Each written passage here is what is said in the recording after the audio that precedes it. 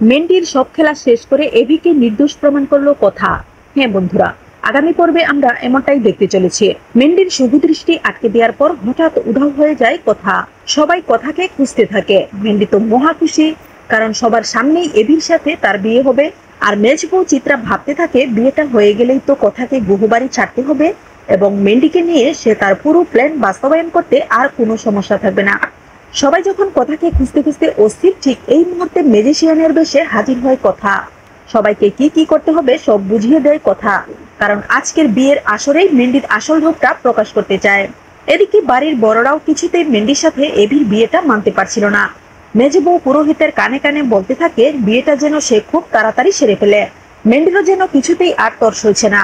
Mendy যখন তার মালাটি কাঙ্ক্ষিত এভিকে পরাতে যাবে, ঠিক তখনই কথার প্ল্যান অনুযায়ী বাড়ির সব বাতি নিভে যায়।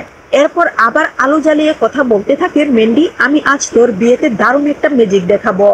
মেন্ডি রেগে গিয়ে বলে, তুই কি আমার বিয়েটা ভেঙে দিতে চাস? কথা বলে, আমি যেহেতু তোকে আজ বিয়ে দেব বলে কথা দিয়েছি সেটা করবই। কথা যখন বলে নে এবার মালা বদলটা সেরে ফেল, তখন মেন্ডি চেয়ে দেখে তার সামনে দাঁড়িয়ে সেই লোকটি যে হোটেলে তাকে সিঁদুর পরিয়ে দিয়েছিল। মেন্ডি, চিত্রা ও প্রান্তিক এই কাণ্ড দেখে অবাক হয়ে যায়। কিন্তু মেন্ডি এভিকে যখন খুঁজতে থাকে তখন তাকে কথার পাশে দাঁড়িয়ে থাকতে দেখে আরো অবাক হয় মেন্ডি। মেন্ডি যখন কথাকে বলে, তুই আমার সামনে কাকে দাঁড় করিয়েছিস, তখন কথা বলে, একটু আগেই তো তুই বললি তুমি এখানে কি করছো, তাই নিশ্চয়ই তুই ওকে চিনিস। কথা বলে, সত্যি সত্যি যার সাথে তোর বিয়েটা হয়েছিল তার সাথেই তো অনুষ্ঠান করে তোর বিয়েটা হওয়া উচিত, তাই না? মেন্ডি যখন প্রমাণ চায় তখন সবকিছুর প্রমাণ দেয় কথা।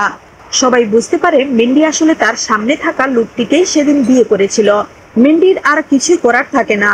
এবার সবার সম্মতিক্রমে আবার সিঁদুর পরিয়ে মেন্ডিকে বিয়ে করে তার আসল স্বামী।